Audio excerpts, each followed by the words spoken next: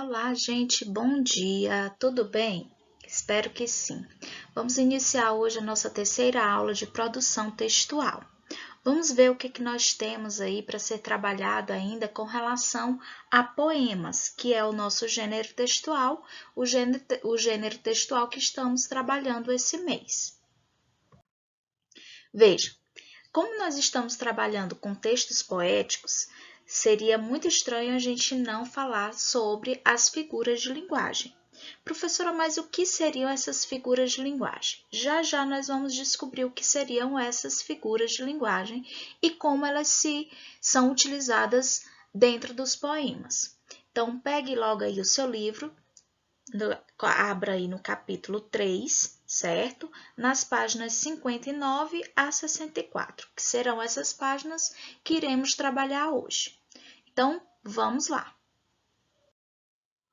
Bem, primeiro, para que a gente possa compreender o que são figuras de linguagem, a gente precisa retomar, ou seja, lembrar do que é a linguagem. A linguagem, ela é algo que é apenas humana, certo? Ela é uma capacidade do ser humano. E por ser uma capacidade do ser humano, a linguagem não tem uma existência em si. Ela é abstrata, certo? O ser humano ele já carrega essa linguagem em si mesmo. Então, ela é desvinculada totalmente do que é da parte concreta da linguagem, porque o ser humano é quem concretiza, certo? Então, vamos lá. É um meio de expressão em grupo, é a maneira com que as pessoas acabam se expressando, é a forma de comunicar. Então, professora, quer saber? Eu estou conseguindo entender. Para que eu consiga me comunicar, eu tenho que expressar as minhas emoções. Eu tenho que mostrar as minhas impressões. Eu tenho que convencer alguém. Exatamente. Isso tudo é o que? Linguagem. E essa linguagem, ela é bastante utilizada nos poemas. E é isso que nós vamos estudar agora. Quais são essas figuras de linguagem que estão dentro do poema? Vamos lá? Figuras de linguagem são recursos que criam efeitos de sentidos variados às palavras. Então, quando a gente passa a utilizar figuras de linguagem, é porque nós vamos utilizar recursos que trabalham a linguagem, ou seja, trabalham a palavra de maneira variada. Como assim? Ou seja, a expressão que nós vamos, o emprego que nós vamos dar às palavras vai ter um sentido figurado. O que é esse sentido figurado? É um sentido diferente daquele que geralmente essa palavra tem. A palavra comum, normal, certo? Ela passa a ter outros sentidos dentro do poema. Professora, ainda não estou conseguindo entender. Então, vamos começar a trabalhar essas figuras de linguagem para que você possa compreender o que é esse sentido figurado. Vamos lá? Veja, a primeira figura de linguagem que nós vamos estudar aqui é a aliteração. A aliteração, exatamente. O que seria essa aliteração? A aliteração é a repetição da mesma consoante ou de sons consonantais semelhantes. Vejam só, eu tenho palavras dentro daquele poema que tem letras, ou seja, consoantes repetidas, certo? Várias palavras com consoantes iguais, repetidas, semelhantes. Essa repetição dessa consoante ou dessas consoantes produz um ritmo, produz uma musicalidade ao texto. Por isso é que nós chamamos de sentido variado. A palavra já ganha um novo sentido, já ganha um ritmo. Vejam só aí esse poema de Cruz e Souza. Ele diz o seguinte: vozes veladas, veldosas vozes, volúpias, dos violões, das vozes veladas. Vagam nos velhos vórtices velozes dos ventos vivas vãs vulcanizadas. Eita, tia, que é VIS, que a gente confunde tudo.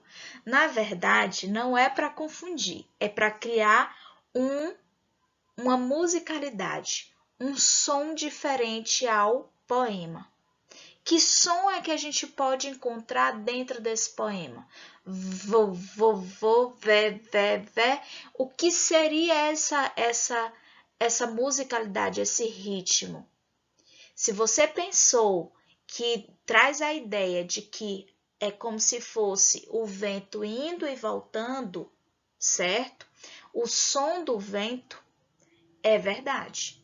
É isso que ele tenta trazer. Ele tenta trazer essa velocidade que o vento tem.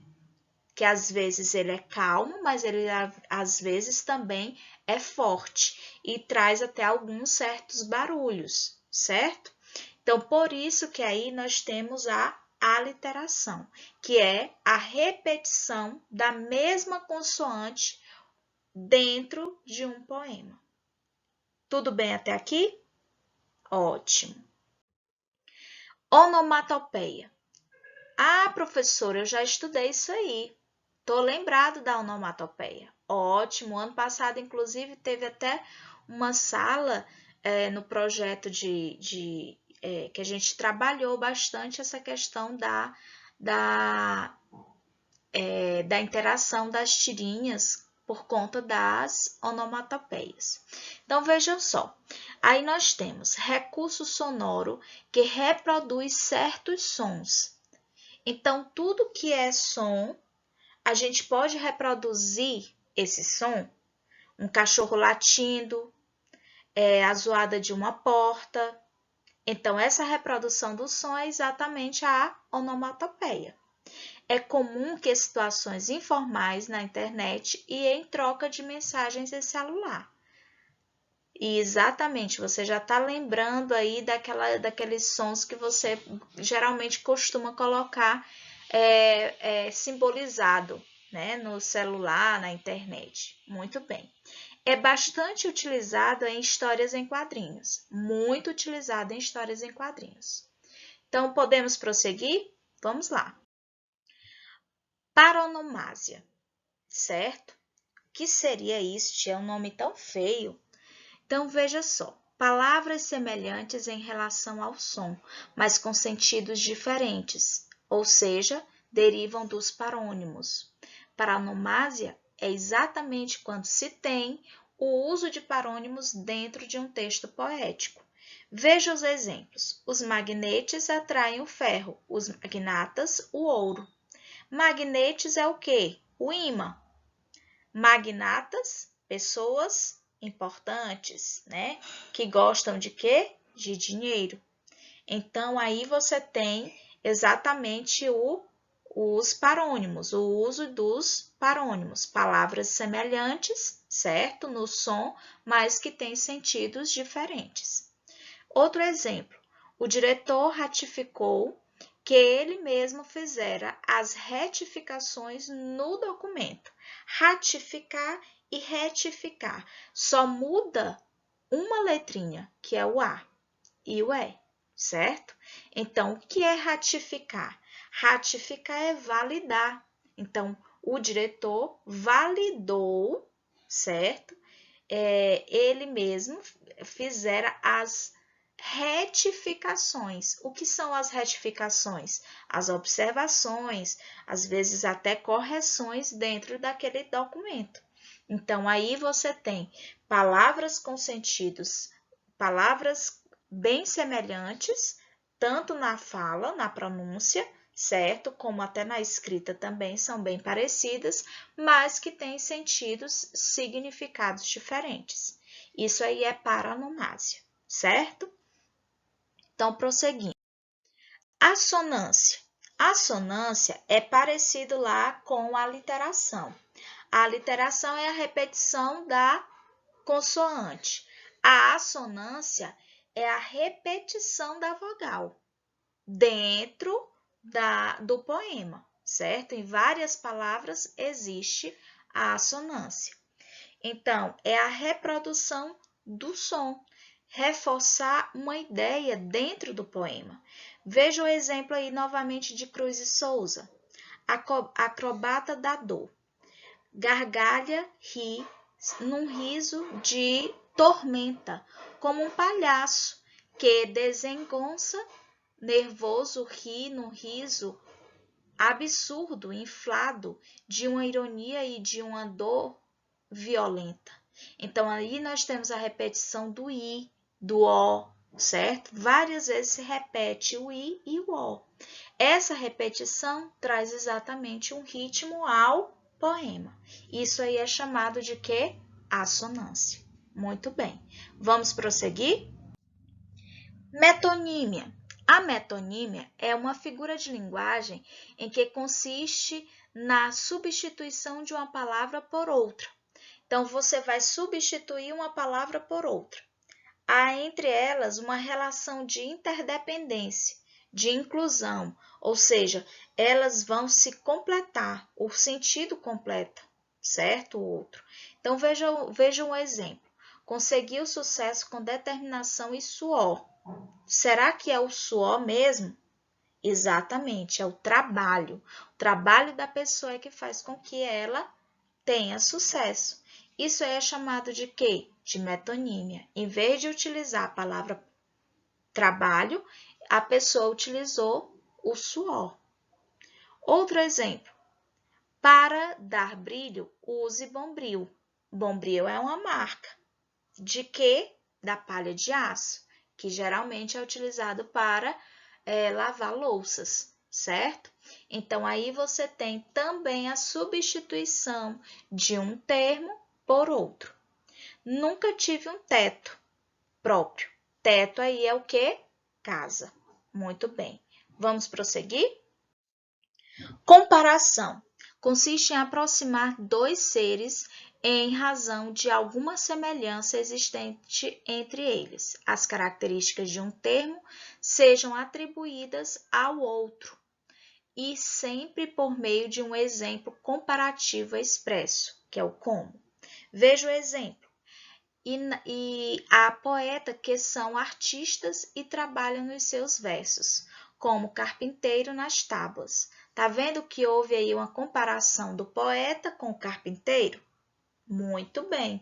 E utilizou o quê? A conjunção como. Outro exemplo. Como um grande borrão de fogo sujo, o sol posto demora-se nas nuvens que ficam. Veja que há uma comparação do fogo, né? Do fogo com o sol. Houve essa comparação. Por isso que aí é chamado de figura de linguagem chamada de comparação. Continuando. Metáfora. Metáfora é o emprego de uma palavra com sentido que não lhe é comum ou próprio. Esse novo sentido resultante de uma relação de semelhança entre dois termos.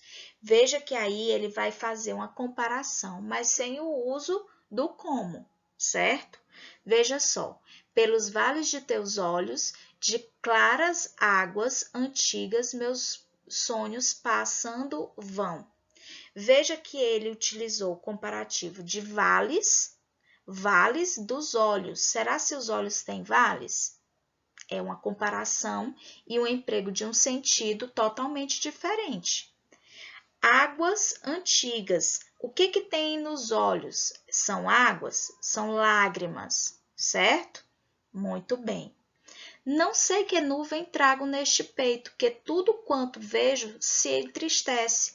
Que nuvem eu trago no peito? Será se alguém pode levar uma nuvem? Não, na verdade, é o sentimento da pessoa que está sendo substituído aí pela palavra nuvem. Ótimo, se você não compreendeu ainda, por favor, me procure lá no fórum. Coloca a tua pergunta lá. Tia, eu tenho vergonha, pois vai lá no PV e me pergunta, tá bom? Fico aguardando. Agora é hora de exercitar o que você acabou de aprender. Clica lá em tarefas de casa e responda às atividades. Beijos, fique em casa.